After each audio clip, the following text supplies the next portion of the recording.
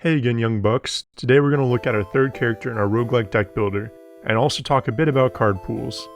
Let's start with card pools, and stick with me here because this will get a little technical. Initially we had one card pool, or one class, that we planned on having all the cards show up in, because we wanted there to be lots of crossover synergies possible. For example, maybe you want to go a poison strength hybrid, so we initially designed for that with cards like gain temporary strength equal to poison on target enemy. While it is super fun to play with, and feels rewarding when you do get it, the inconsistency made it more annoying on average than the feeling of reward when you did manage to pull it off. Our second attempt involved duo cards. Just like duo boons in Hades, certain cards would show up if you had two specific cards in your deck.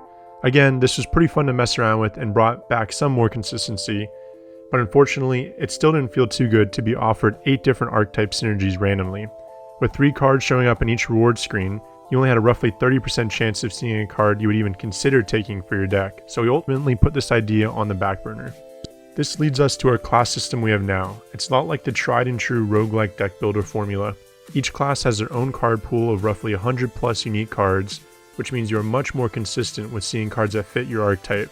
The classes also have 4-ish unique archetypes each. The Reaper has Strength, Lethal, Stamina and Curse, and Self-Damage.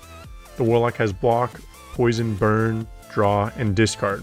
Once we had this established, we knew we wanted to make another character that has even more unique mechanics. During our brainstorming sessions, we thought of a lot of really interesting ideas. I may not have a brain, gentlemen, but I have an idea. Like a battery that charges up when playing combo colors that you could then use with some cards to use a charge to do something cool, or using polarity, which is something we programmed in early but didn't end up using. One of our favorite ideas was a mech-like system where you played cards to build a mech that acted autonomously. Unfortunately, the downside we faced here was visualizing it somehow in our already cramped UI. What we ultimately ended up landing on was a slots idea. It works almost as a combination of a few of the ideas listed previously. Each turn, a slot machine rolls, then if you play the colors in that sequence, it'll trigger a payout. The payout can be manipulated by you playing cards. For example, a card that says on payout gain 3 block repeated for each payout triggered, or simpler ones like on payout gain 1 mana. This has similar energy to the mech where you're having to decide between building up the payout for a more explosive turn later or just trying to go for the win. And again, you also have to decide if you want to go for higher combo valued cards or if you just want to trigger the payout. It makes a lot more interesting design decisions during combat.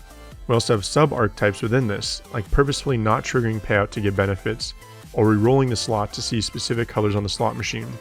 Lastly, the slot machine is super satisfying and uses our limited UI space pretty efficiently, which really convinced us that this was the class to run with. Got you, little bro. I can handle him. Hold up.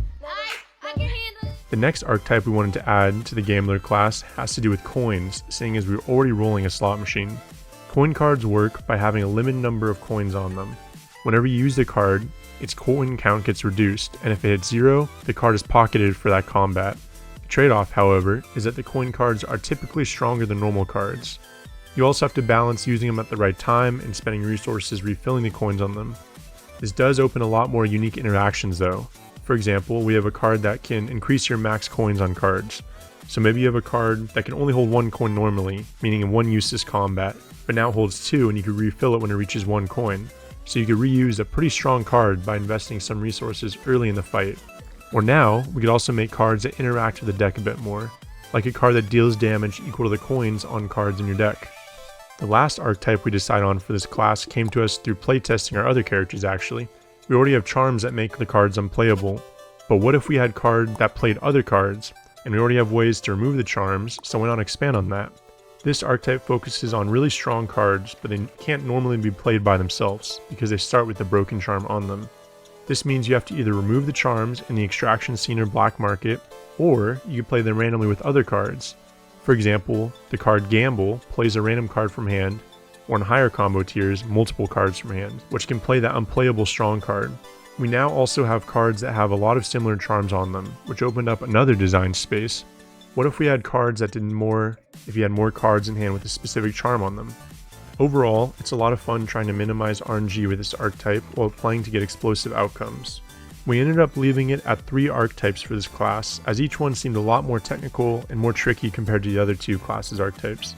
This does mean that there's a lot more space for cards that have crossover between these archetypes and allows for some really cool synergies. Lastly, we also wanted to design a few unique hero powers for this class that can help use specific archetypes a bit more, like one that increases max coins on cards for this combat, or reroll the slot machine a few times, or play a random card from hand, just to name a few. This now leaves us with 3 unique classes, each with 100 plus cards, while keeping the card pools consistent enough to be fun. We do realize this class is a bit more complicated than the other two, so we would love your feedback on if you think this is easy enough to understand, or if we should make some changes, or even if you have some card ideas you'd like to see added to the Gambler card pool. Also, be sure to try the free demo on Steam where you can play as the Reaper class, and if you want to talk with us, we're super active on our Discord, which we'll leave a link to in the description.